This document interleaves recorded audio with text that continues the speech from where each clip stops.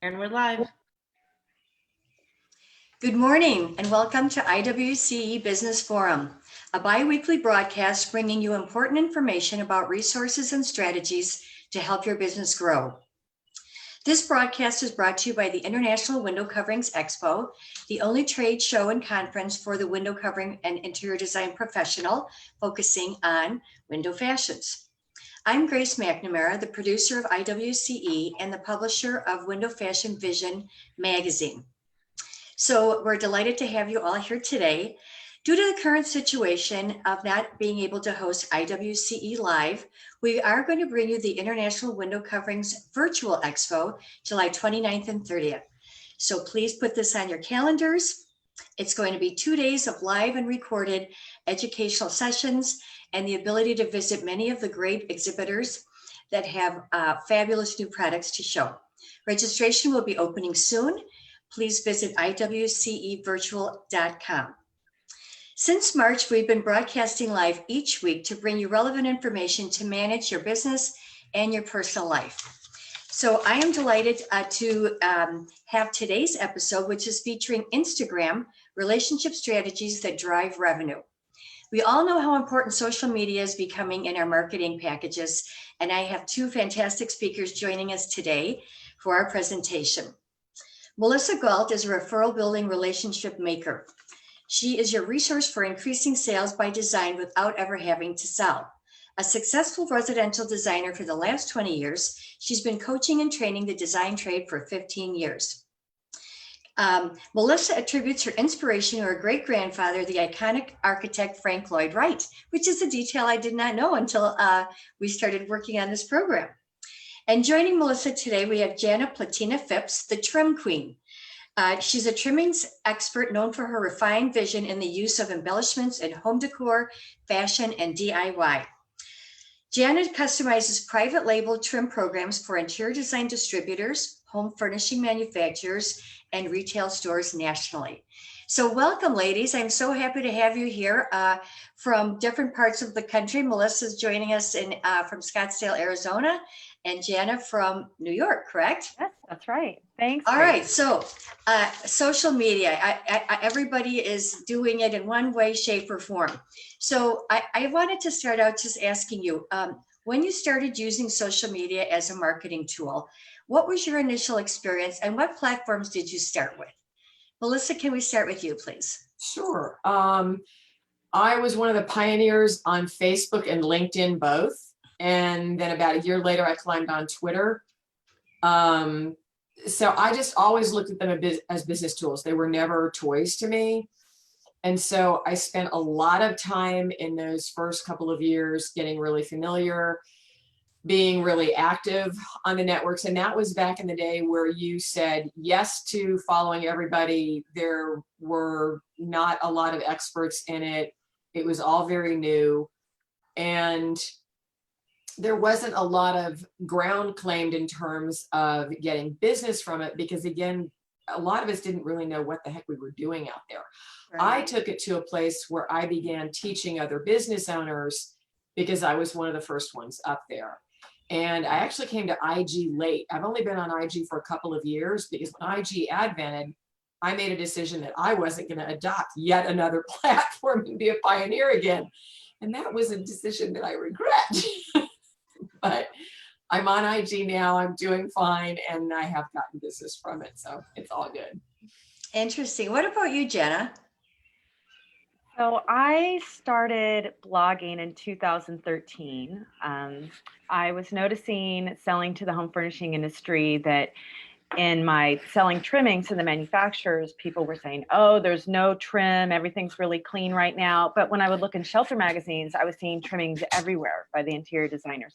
So I really started my blog to show how people were using trimmings. And at Trim Queen, we say that embellishment is a creative form of self-expression and a powerful design tool. So that's really how I set my mission. And then from there, I started to build my Facebook.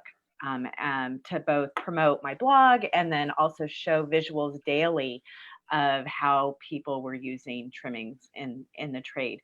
And I would wake up and just be like, oh, what am I going to post today? And I was really doing intensive collages and like spending a lot of time there. And kind of constructing content. And I think Facebook really made me like a content creator. And it was something, it was like a duck to water for me because I was interested in image and film when I was in college and collage. So it was a good medium for me. So I kind of cut my teeth on Facebook, and I use Pinterest like crazy, even though I wouldn't say Pinterest is social media, it's a search engine. But at that time, it was a little more social. Now I think it's something completely different. So those two in tandem really got me started. Interesting. Okay. And I know it's confusing for a lot of people that are on the different platforms. So both of you have kind of moved towards Instagram or IG, as you call it, Melissa. So what made you, why is that the new hot social media marketing tool? You know, Instagram is visual, and that's what designers are all about, is visual. And so Instagram is a little bit less about what you say than it is about the quality of your image is what attracts the attention first. And that's something that a number of designers, I won't say all, but a lot of designers have quality images in their portfolio already. And Instagram has given them a forum to share those images in a wider format, as well as sharing the stories behind how those projects come together. And then layered on that are the stories of their life, the stories of what's it like to be a designer in life. Because design isn't something that you just do, it's who you are. So it's a 24/7, 365 lifetime experience, lifetime journey. And Instagram gives a really wonderful format for sharing that journey with potential clients, brands, as an influencer, and friends and family on top of that. To that point, I just wanted to ask a question. So do you need both a personal Instagram and a business account? No. In fact, I advocate against it. I advocate that if you have a personal account, you need to switch it to business. Those that are trying to juggle both, it's just way too hard and it doesn't make any sense. You need to bring your personal side into sharing on Instagram for business. Okay, good point. Good point. And Jana. Grace, I wanted to add to that. So excellent points, Melissa, and you're absolutely right. I think in any marketing that you need to be where your clients are. And what I've noticed with the window coverings industry is a lot of the workrooms are on Facebook, not a lot are on Instagram, but the designers are on Instagram. So I think that's really interesting. I think it's an opportunity for the workrooms. And I see someone like Jill Rogers at High Country Design, doing it really, really well. And she's speaking to that designer because that's where the designers are. The other thing I wanted to bring up is, in Facebook, you can really share other people's content and it gets really mucky. There's like a ton of noise that's not coming from your personal brand.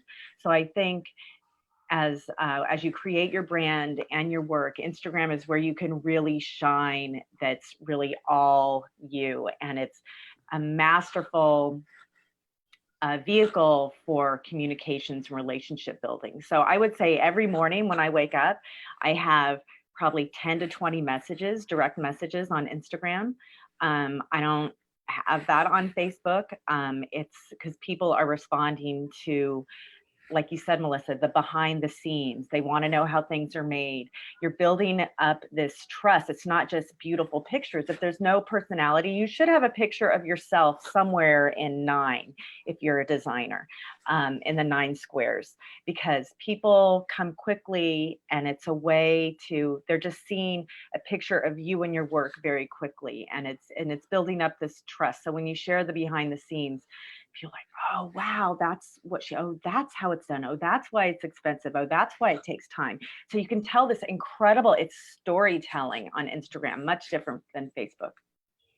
That's a good point because you're right. A lot of people do use Facebook because that was one of the initial platforms, but it is a lot of noise. Like sometimes I'll pop into my Facebook account and oh my gosh, I have 62 notifications. and then you go through everything, and then you get lost, and it is very intertwined and not as personal. So I'm getting sold on Instagram. So what do I need to be on Instagram? Melissa, you want to take that? What do you mean? What do you need to be? Well, no, what do I need? How do I post? How do I get started? You need to open an account on Instagram, and you need to create a strategy around what Jana and I refer to as the 9, I call it the 9 grid.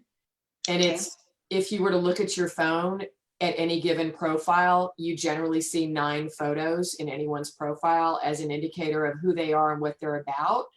And that's kind of the litmus test for when we see one post and we're like, ooh, I wonder what else they have. We'll go to their profile and we want to see what their 9 grid looks like. And if it looks good, we'll follow them. If it was a one-off that we saw, we're not going to follow them. So you want to make sure that your 9 grid is well thought out, is consistent, and speaks to your work, your impact, your creativity, your personality. And that's why Jana said, make sure there's a picture of you in there, which I'm guilty of not doing. And I know the price that I'm paying for that because I see other profiles that have incorporated that. And it makes a huge difference. You just feel this sense of connection and welcome when you see someone in that 9 grid. Their personality comes through, and that sense of connection is far greater. And the whole reason we have social media is so that you're going to meet in person, or at least Zoom to Zoom. So it's about being current and real and recognizable and genuine, and not some altered version of yourself or some previous version of yourself. You know, there's a lot of folks running around on previous versions, and there's a huge thing that happens with that is when you meet a previous version and you don't recognize the person, it creates a sense of betrayal. It's really hard to recover from that, even if the other person doesn't let you know that's what's happened. I've had that happen with a number of folks early on, especially on Twitter.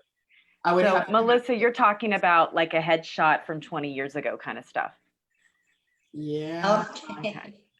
Yeah, it doesn't even have to be that long ago. If you change the color of your hair, if you change the fact that you have hair, if you change your hairstyle, you know, we all get wiser at different rates. There is no age in my world. I live in a very special world. You know, you just have to stay current. You have to. So you want to be as authentic as you possibly can. Yeah. And again, going back to telling that personal story of who you really are and whatever. Okay, very interesting. And the 9 grids, good points. So how do you get business from Instagram? So I wanted to build on a couple things that Melissa was talking to, and then I can address that, which is when you're first on Instagram, I see a lot of people. I helped someone at the Design Influencers Conference, a woman who's an interior designer, and she was in the corner, and I just introduced myself, and I helped her with her first post. She had never posted before, and she almost had tears in her eyes. She was so happy. All these likes started coming in, and she's like, I didn't know they followed me. I didn't know they followed me. And it was just, you know, we get this perfectionism in us, and it has to be like the perfect post, the perfect thing. And I think in the beginning, in my case, at least, when I go down, and even my friends have commented, my first post, like, they weren't perfect. They were a little messy. I mean, I kind of laugh at them and giggle at them a little bit, but you can't, it's just like writing. You can't have your voice right away. You need to play a little bit and try things and get feedback and do the next thing. I think the most important thing to get started is to start. Find somebody who knows a little bit if you're afraid of it, someone who's already on there. Look at some people that you admire, see kind of what they're posting. But I think as you get more, you can't get comfortable with the medium without practice. So you just putting up one a day, one every other day. And then you kind of get into the flow. And then after about a month, you're like, okay, I got this. You know what you can improve on, the photography, and you look at the filters, and you can do the editing, and then you know the captions, and you learn the hashtags. Like it actually is very, very fun because of the feedback that you get from everyone. So Grace, to talk about business is, you know, social media really started as a groundswell, and meaning that people, we weren't hearing from the advertisers and the businesses. We were listening to our friends, what our friends liked, what they advocated for, and it became another way to get information that we actually trusted. So Instagram, in a way, is like that because it's coming from the people. You know, brands also have Instagram, but when they have the most success is when they have a third party, one of the influencers, somebody else speaking on their behalf. So I think that's really, really important to remember. And I also think that, you know, it's never a manipulation. Like, you don't get salesy on Instagram. You're building up this trust and this relationship. I may have, you know, my fringe wall, and someone may want to learn how to do that, may want one. I'm not going to say my fringe wall is for sale, you know, but I'll incorporate it, and then people will reach out to me like, love those colors. How can I get this? Is there some way to do it? And then I start a conversation. So I start a relationship with that. You don't want to feel the manipulation. Again, it's about building the relationship and nurturing those relationships, and also getting and giving. You know, when someone's giving to you, you want to go and look at their feed and comment and like. I mean, it is time consuming. I will say that, but ultimately, I have gained business. I have gotten incredible opportunities as an influencer in so many ways, going to Heim, being sponsored to go to Heim Textile in Germany, on my High Point Market tours. There's so many things, but I also wanted to say that, or point out that it's not about the numbers. It's about the relationship. So you're not worried about how many followers you have, even though you want to increase. Don't worry about it, because it's about making the connections and making the relationships. And that's the most important part, I think. Very good points. Melissa, would you like to add to that? I would love to. I think what made Instagram possible for me was when I discovered that there was a delete button. Oh, that's So good. that helps tame that inner perfectionist. Knowing that you can delete a post if you're like, ooh, what was I thinking when I did it? And the same thing applies to stories, which I tell all of my designers, just because they're all perfectionists. That's who we are and what we do. So that I also go by it's never about how many, it's about how hot they are. You're far better off with a following of 200 that know you, like you, trust you, and look up to you, look for your posts, are excited and will engage with you, than 2,000 tepid or cold. So it really is not a numbers game. Numbers are vanity.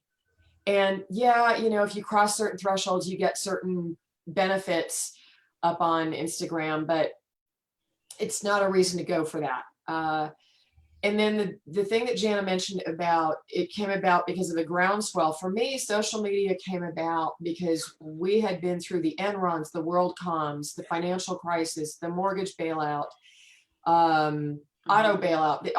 The whole world was collapsing in distrust. And social media came about to drive trust. It was a means to create trust across industries, across states, across countries, across the world. And knowing that when you're up there, the goal is to build trust and connection. It's another form to communicate. It's not a place to sell. Jana's spot on that. Business happens because you've built the trust, you've built the rapport. But it's not a place where you're hawking goods and services. Very good points. Very good points. Let's talk about some basics again, because I know some of our audience uses it and some don't, but they would like to. So something like hashtags. I mean, let's just talk about some basic things that you need to do when you're posting on Instagram. Jana? Yeah, sure, I can take this. So the basic thing is that you want to have a caption that's intriguing or that's kind of captivating or fun. So I try to have one of three things, which is to either educate in what my caption is, or to inspire. Like Melissa, yours is very inspirational. And the third is to entertain. So sometimes people say mine are entertaining. And I do, it has to fit into one of those categories.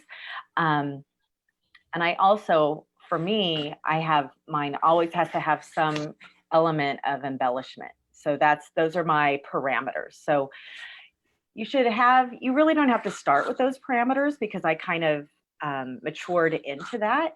But for a basic, you want to have your photo. You want to make sure that it's nice and bright. And, there are filters for that and edits for that. And then you have, a caption. And then, yes, you can have up to 30 hashtags. I never really do that many, maybe, 5 to 10. But the hashtags are really like breadcrumbs. So it's like a filing system. So if I put hashtag drapery workroom on my caption, then if I were to tap that drapery workroom hashtag, anyone in the universe that has used that hashtag will see my post, and I will see everyone else's post. So that's a huge, huge hashtag. So you can kind of narrow it down a little bit. You could put, hashtag Boston designer. If you're in Boston and you want to reach Boston designer. So, and when you do the hashtag, it'll come up on Instagram how many people are following that hashtag, or it could be 1.2 million, it could be 258,000.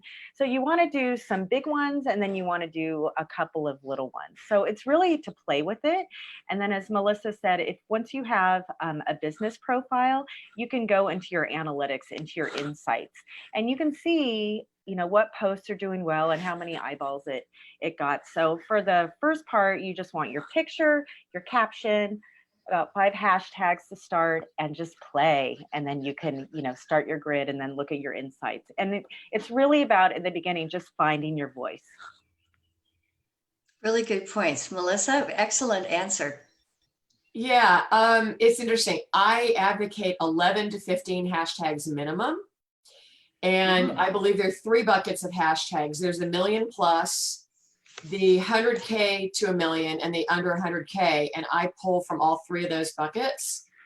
And what I do is I tell my designers, or those that I've taught this to, once you make a post, go check each of your hashtags and see if you show up.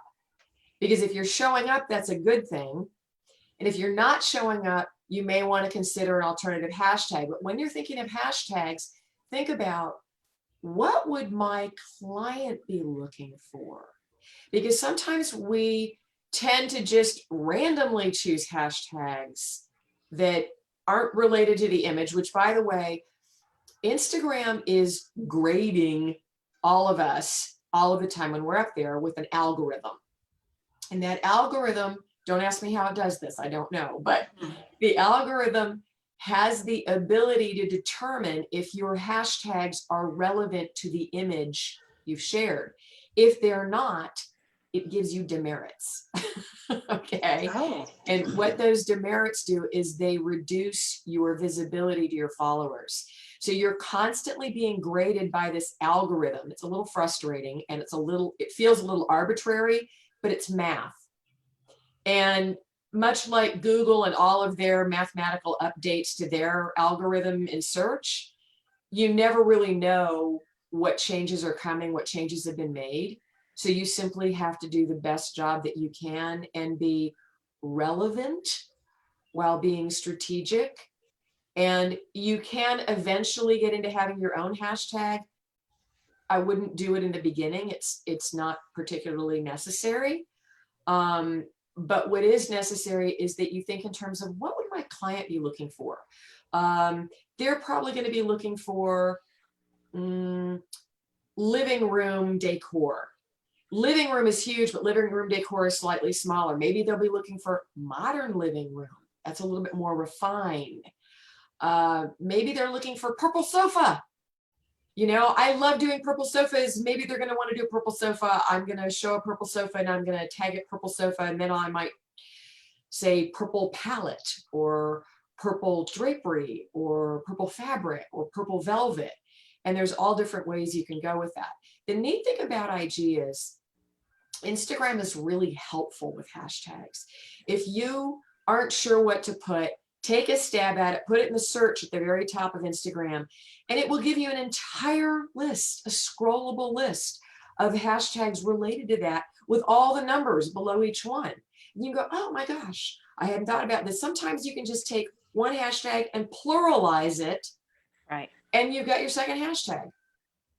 So Instagram really makes it easy. And if you'll allow yourself, as Jana pointed out earlier, to play with it, get familiar with it. This is a new habit you're creating, a new routine you're instituting, and you got to give yourself a chance to do that. Really, really important that you allow yourself that opportunity and don't get all locked up in, I have to be perfect. Yeah. So I when you- also wanted, Oh, go let ahead, me just Jana, jump in please. real quickly, is that related to that, you can also follow hashtags. So you can follow Drapery Workroom, you can follow interior design, you can follow really specific. So for me, I follow trimmings, fringe, passementery, you know, those are all things that come in my feed, and that introduces me to new people that maybe I wouldn't have known before. I have fringe friends all over the world, but as Melissa says, it may be a one-off. Then I go to their profile and I look at their 9. I'm like, oh wow, she's an incredible maker in London. I want to know her.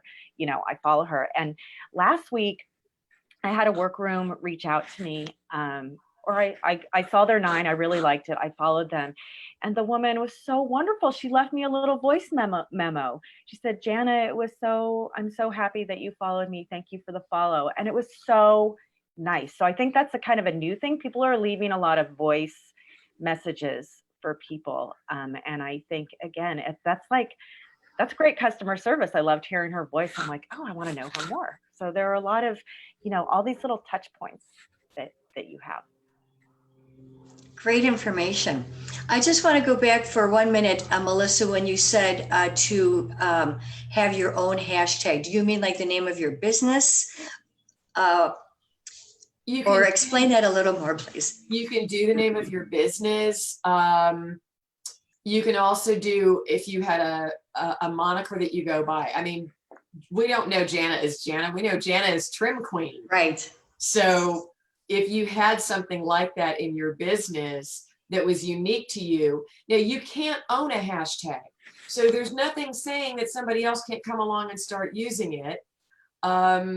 It's a little frustrating occasionally if that happens, but there's nothing you can do to control it. So the more original or slightly better known among non-Instagram circles, people will tend to respect it and they won't go after it.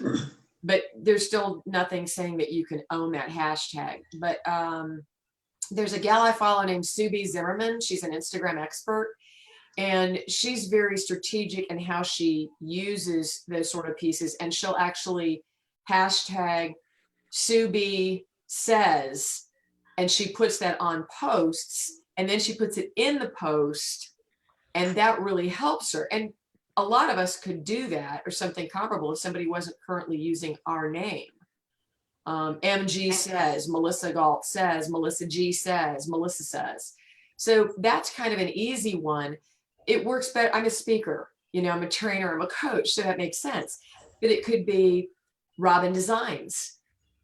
It could be John Does Interiors, could be the hashtag. And the likelihood of somebody else wanting to use that is much slimmer than if it's Boston Designer or Boston Interiors. Now, Boston Designer, Boston Interiors, still a valuable hashtag, but not really one you'd be putting on everything. Right, So, it's not specific and yeah. Yeah, I Yeah. have two examples. One is a lot of interior designers will hashtag the name of their project, like Croton House, so all of the photos they have posted from that project will be on the hashtag. So I think that's really powerful. And there's also a way, if you're blogging or in your website, that you can just show that hashtag, and it comes up as a feed. So that's really helpful. That I run a tour in Venice called Maker Tourism. So we have the hashtag Maker Tourism. And when I got on it recently, I saw that there were lots of other posts about Maker Tourism, and I wasn't too happy about that. But, to your point, Melissa, I do not own that hashtag. I own the @Maker Tourism on my, I have a separate Instagram for that, but it did kick me in the butt because I said, okay, I've got to start feeding that hashtag again because all my stuff was at the bottom. Mm-hmm. So I started, feeding Maker Tourism hashtag again. So my images were starting to come up at the top. So again, you can't own it, but you got to keep your eye on it. The other thing, I have little lingo in my world, like Tasselicious and Fringe-tastic and Fab Fringe Friday. So those are all hashtags. And then I have people sending me ideas from that. So, and I put that, it's all kind of my lingo. So it's kind of fun to have a hashtag and have that lingo sometimes if you have that within your business. Having your own language is awesome. I love using your language. I love the tassel. Yeah, you're one. I love that, Melissa. Thank you. I love it's so fun because I'm a language gal. I'm a wordsmith. So that's a ton of fun for me. One of my designers recently, Lance Colby Hatch, he has been putting his logo across all his images. And I was kind of surprised when he did it because he's done it on everything. But he showed me the impact it had, and it was really quite interesting. He had shared a night table, and he'd hashtagged it night table. And then when you went to the hashtag night table, normally he'd have been buried, but he stood out because his was the only one that had his logo on it. And it meant that if you wanted that table, you could go to Lance and he could get it for you, which I thought was really, really savvy. So I don't know that a lot of other designers are going to adopt that practice, but for him, it's a great way to get his name further out there and to get it out there across a real diversity of hashtags. So it's not just his interior shots, it's actually shots of individual pieces of furniture that he's putting it on as well. And I also am a little unclear. I'm like, I know he didn't design and make that, so I'm not sure ramifications of that, but I'm still going to give him chops for doing it. So. Very interesting. Well, and again, Melissa, to that point, can you post other people's work on your Instagram account? Or what can you post? You can with attribution. It's important to give attribution. Every once in a while, I'm pulling from Pinterest. And if I don't have attribution, I state that I don't have attribution. It's normally, for me, it's not normally an interior designer's room. It's normally a piece of furniture or a small vignette. I do a lot of sharing of other people's content in my stories, and I always give them a shout out because I love to shine the spotlight on others. Now that's me, and that works because I'm coming at this from being a coach and a trainer and a speaker versus if I was in my design mode, I'd probably be less inclined to do that. As a designer, I would be inclined to share furnishings from favorite vendors. I might give a shout out to a colleague of mine and say, and I've done this as a coach, is I'll give a shout out and say, best room of the day, best interior of the week. I just love doing that. It's really fun for me. And it also takes a huge burden off of me to not have to create all that content. I can invest some of my time in shining the spotlight on others. Which, so Melissa, you're building relationships with that. Yeah. So when you're doing that, you're tapping someone on the shoulder. So when you're using the @ sign, I like to say that you're tapping someone on the shoulder. When you're using a hashtag, those are breadcrumbs to find somebody. So it's really a direct, you're asking for a response or a thank you, or that it's seen. Grace, I think there's a couple questions in the chat. Yes, You saw there are. that. One question is, do you need to get permission to post somebody's home, say a client's home, and how do you handle that? Jana, do you want to, I mean, I can address Yeah. it. Yeah, I think usually that's in your contract in the beginning. It's just, clearly stated. I think it has to be between you and your client. In the agreement that I use and that I share with designers, we state very clearly that we will be taking photographs of the project, that we will be sharing it across social media platforms. We will never disclose your name and we will never disclose your location. And Okay. if there's a problem with that, it's going to come up before the agreement is signed, and you'll know in advance that there's going to be an issue with it. And I think if you're a drapery workroom, because me as a supplier, I work with some large distributors and it's proprietary product. So I keep that very private. But probably with a drapery workroom, if you're working with a designer, then you would have to ask that designer, I'd love to post this, or behind the scenes. And because some designers, I think, don't want to reveal who the workroom is.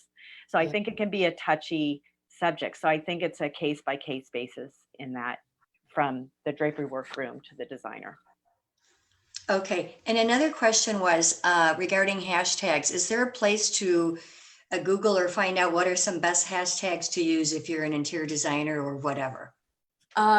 You can Google it. I don't recommend doing that. You're not going to find the best hashtags doing that. You're going to find these blocks of they're slightly better than generic, but they're blocks that, for lack of a better term, and I don't want to offend anybody, but you're lazy if you do that. I really recommend that you go and you use the search box on Instagram, because your business is unique to you. Your business is unique to the area that you're in. And whether you're a workroom or whether you're a designer, your market and who your clients are is unique. And to use the ones on Google, gosh, you're just not doing yourself a big service there. I have a client who did that, and I could tell in a nanosecond, and I kicked him back to her and I said, I know what you did.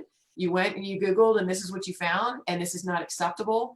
These are not relevant enough. They're not unique enough, and they're not going to serve you well. And please do your homework.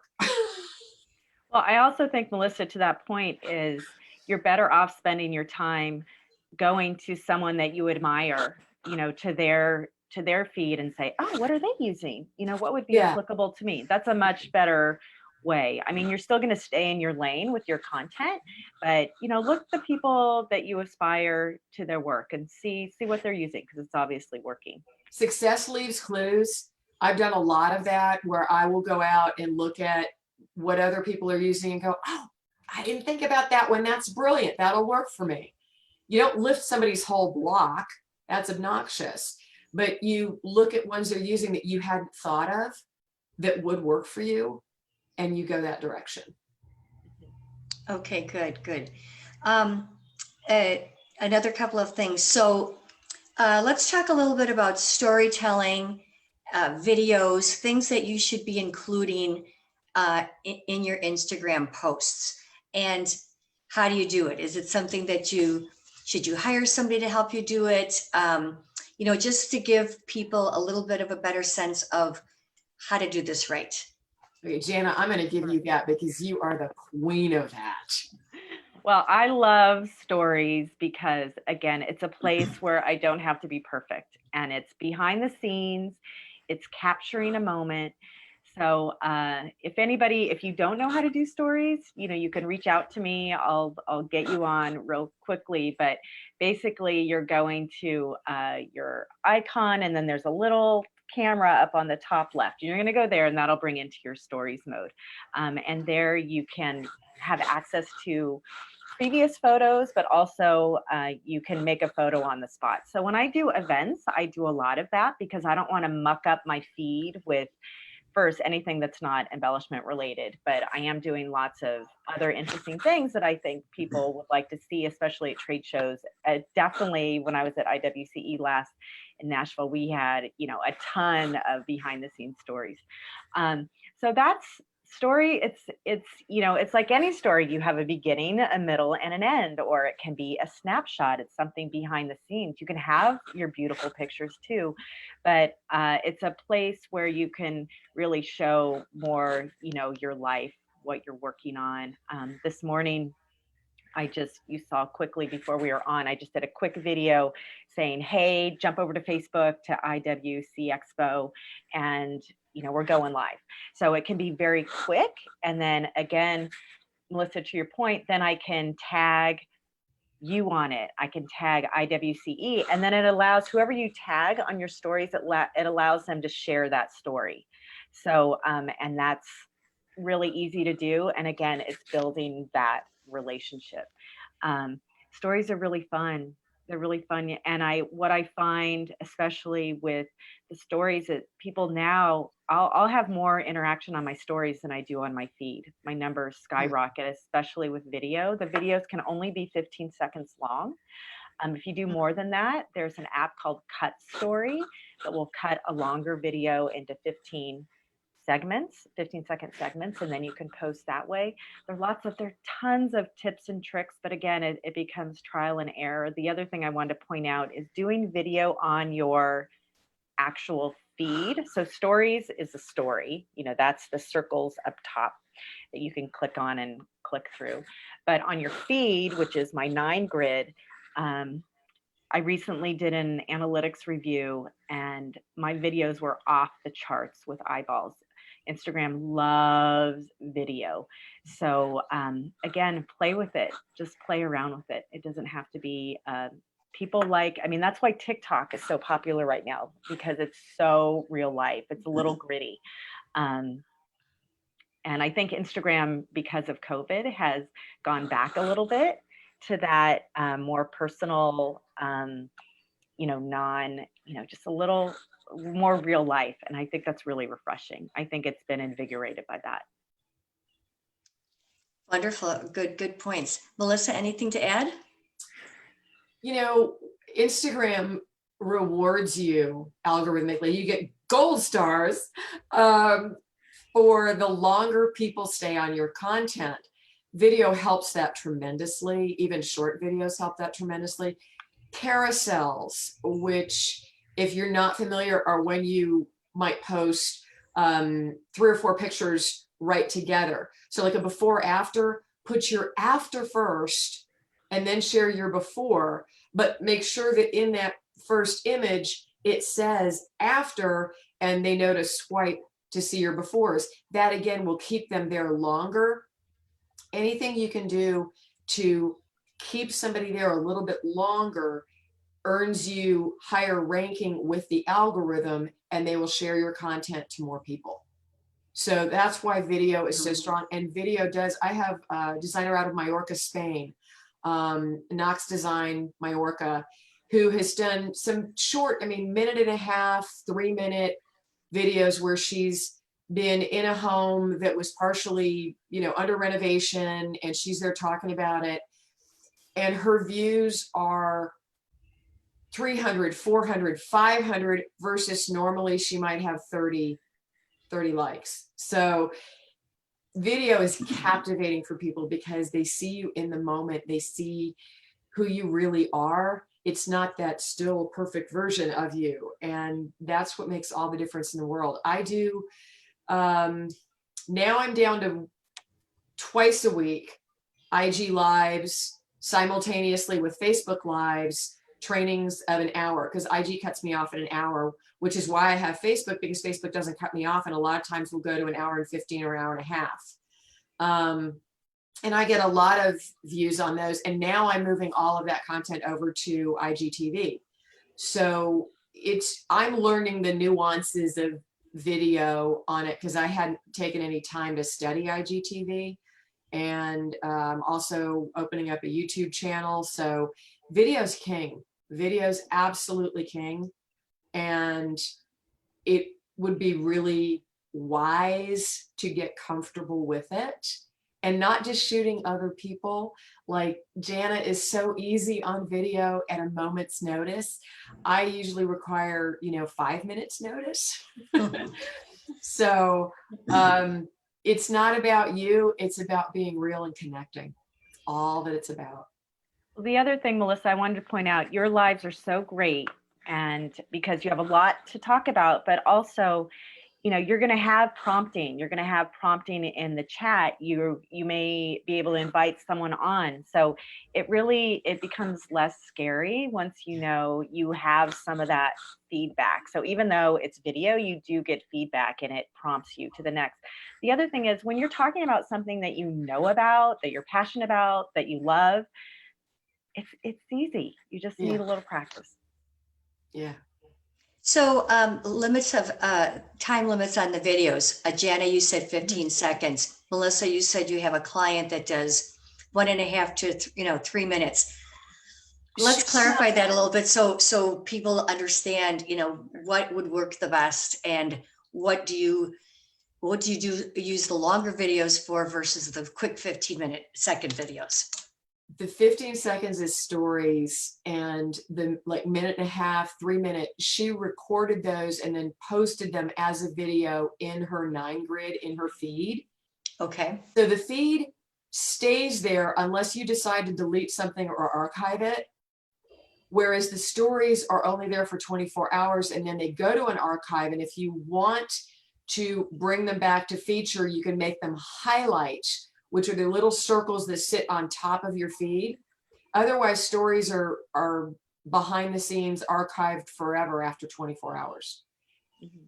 Okay. And I would just add that you can upload only to your feed only. It's a minute is the time limit.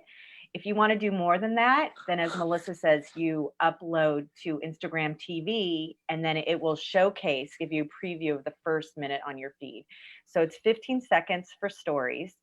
It's a minute on your feed. If it's more than that, then you go to IGTV and you just hit preview and it'll give you a preview on your feed. Okay, great. Going back just quickly to the 9Grid. How often do you change it? Do you change it? Let's talk about, you said those 9 grids are so important because it's your first snapshot of your sort of who you are. Right. So whether you're a client looking at someone's 9Grid, you could be press looking at 9Grid. It could be a supplier that wants to work with me as an influencer working at my 9Grid. When I first started Instagram, I was posting minimum 3 times a day, and that was a lot, but it gave me chops that it got me to get my voice very quickly. Now I post once a day. I post in the morning. If you look at your insights, you can see what time, the best time to post when your followers are on. So now I just post 1 time a day. I do lots of stories because that's more on the fly, seat of my pants, and I like to show people my day. But it's different for anyone. But in the beginning, I did post 3 times a day to kind of get my chops. Oh, and you know what, Melissa, I wanted you to talk about, I think we missed addressing this question because you have an opinion on whether you should do it yourself or hire it out. You want to talk about that? Yeah, I recommend, urge, encourage, and otherwise require my designers to do it for 90 days to establish their voice before they consider hiring it out. And I've considered hiring it out a number of times, but every time I think of that, I'm like, wait a minute. How am I going to hire out my education, my expertise, my years of experience, my stories? By the time I have to offload that to an outside source, I might as well do it myself. So I'm not saying that there aren't quality outsource agencies out there. There absolutely are. And I do have a couple of my clients who've leveraged that, but they did follow my lead and they did get on it for 90 days. Actually, they stayed on it for 6 months. And then they're like, Melissa, I just don't love doing this. It's not my gig. And they were very strong in other platforms. So I said, that's fine. Check out this service, check out this service. And I made the referrals. But the thing of it is, it does, even if you hire an outside service, they're going to ask you to provide all your images. And they're going to say, well, we're also going to need you to help us caption them because we don't know what we're looking at. So by then, you might as well just dive in. The conversation's fine. And when you screw up, people are going to laugh with you, not at you, because it's about being human. That's the beautiful part. I think of that. I've gotten to a place now where I can jump in at a moment's notice to, have a bit of a rant or give a tip or something that wasn't a planned presentation. I didn't market it to death. I didn't tell everybody I was going to be there. And I just hang out and I say, I'm just going to hang out and wait and see who joins me today. Here's what I'm up to. And I would normally, 3 months ago, I wouldn't have done that because I would be like, I have to be prepared. I have to have my little cheat sheet in front of me and I have to let everybody know I'm going to be here. So they'll all be here with me. And now I'm just like, whatever. Because people are hanging out. I do a virtual sewing circle on Thursday nights at 8:00 where I do a project and I invite some guests on, and I was publicizing it before, but I realized people, they'll get the notification that you're on. They just want to say, hey, pop in. They're not going to do an hour-long project with me. Maybe 1 or 2 people will, but mostly they just want to see what you're up to and have some comments with you, pop on if you invite them. It's a much more casual atmosphere. Again, it's the connection. It's the connection. And I think, we can't stress enough the authenticity in that of just being yourself, and people can sniff it out. I have one of my favorite vintage clothing sellers. I could tell the minute that she had someone starting to do her posting. I could see the difference in the voice. I could see the difference. And I was like, oh, that stinks. Like, I want to see her. And it wasn't coming through in her posts. I did want to mention there are a couple of schedulers that you can use for Instagram. And I am using that for my Maker Tourism page because I want it to look a little more curated than my personal page and, Trim Queen page. So I just, during COVID, I taught myself Tailwind. I love Tailwind. There's also Later. Tailwind also can push things to Facebook and Pinterest. So that's if you want to hang on to that control, after you get kind of the hang of it, and then kind of set it for the week and let it go. But the important thing is to come back for engagement, because it's not just about pushing. You want to go back to your feed and look at your comments and engage with other people. Again, it's about building those relationships. Another question from the audience. My Instagram account is a version of my name. Should I change it? I think we kind of covered this, but just a quick answer to that. No, I would keep your name in it. But if, for example, your name is Beth Smith, and you're an interior designer, I would do Beth Smith Interiors, or Beth Smith Interior Design, or Beth Interior Design. Give me something so that I know what you do in addition to your name. I love seeing people's names up there. In fact, it's so funny that this comes up because when I was doing my live just the other day, this came up because I like to greet people by name. I can do it easily on Facebook because everybody's name is there and it's spaced apart. But man, I have a tough time on IG doing that because there's this string of letters all run together. And if it's somebody's name that I don't know what their name is, I'm like, I'm so sorry. I just tortured your name. I need a name and then like a hyphen or a dot, and then the next part of the name. And then, interiors or design or workroom or drapery wizard or curtain queen or something like that. Names are really valuable. Now, if you have a moniker like Trim Queen, you don't need a name. She's the queen. Thank you. But using a version of your name is fine, particularly if that's your business name. But if you can put on their interiors or design, you don't need to put workroom. My workroom is finest design. If they had finest design, that would be more than sufficient. But I do love to see names, first names. It personalizes it. And we do business with people. The people are first, the brand is back here. You know, nobody that we're doing business with is Nike or AT&T. They're too big to have a personality, and they have personalities, but it's not like small business. And we're big small businesses. Good point. Good point. Well, we have a few minutes left, and one thing I wanted to make sure that we got covered is just a quick go through what do you absolutely not want to put on Instagram.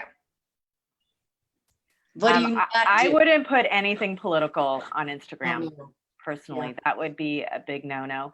And I would also be very careful about divulging, anything that might be private business-wise. Like, again, if you have proprietary projects, be very careful about that. I heard recently about a big blogger who tested positive for COVID, and she went to the Hamptons and had all these pictures of her and her family in the Hamptons, and she lost 1 million followers because she was acting inappropriately. So, people are watching. Be fun, be educational, inspirational, and entertaining. You want to show your expertise, but don't tear other people down. It's not a place for negativity or politics, in my opinion. My rule of thumb is if you wouldn't put it on the evening news, don't put it on social media. Good. It's a really simple litmus test. Good points. Any closing comments that you'd like to share with the audience? About yourselves, about Instagram, whatever. Well, I'll say that Instagram for me has been a huge gift and has enriched my life because I've met people all over the world. And when I was in Heim Textile, I had some people tap me on the shoulder because they recognize me because of my brand and my fringe. And that was so thrilling to me. It's enriched me for business. It's enriched me personally. And again, it's about the relationship building, which can lead to very rich things in your life, business and otherwise. So I love Instagram, and I really encourage everybody to play with it because you get out of it what you put into it. And I think if you're just starting, you're going to be delighted. Very cool. Melissa, last words? Jump in. The conversation's fine. The more human you are, the better. And we're all here to support you. I mean, Jana and I both, if you DM us with a question or something, we're happy to answer. We're happy to help.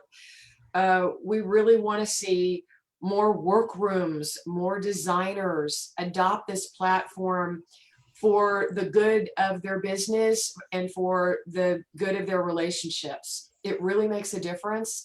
We do it a little differently. We have different strengths, but we still, overall, we just want to serve and support everyone. We really do. That was fantastic. And I really encourage those of you that are viewing to check out these two lovely ladies. They've just offered to help you. Jana Platina Phelps and Melissa Galt. Just fabulous. Trainer, trim queen, Instagram queens. So thank you so much for being on the show today. I really loved it. And you know what? I have to tell you, you have inspired me to get serious about my Instagram account. Oh, great. I am all over this. I can't wait to get on there and start to post some things. So very, very educational. And just as a closing statement, thanks for all of you for viewing this morning. I just want to have a couple of reminders. Window Fashion Vision magazine, it's here for you. The subscription is complimentary. Visit us at wf-vision.com. And also, I know that many of you are still working from home, so take advantage of our WFCP fantastic classes. We're offering 50% off their great coaching sessions on window fashion design, color, motorization, and installation. You can use the code FAST50 to subscribe to get your discount. And we look forward to just keeping the conversation going, as these two lovely ladies have said. Thank you so much. Enjoy your day. Enjoy the rest of your week. Thank Take you, care, Gray. everybody.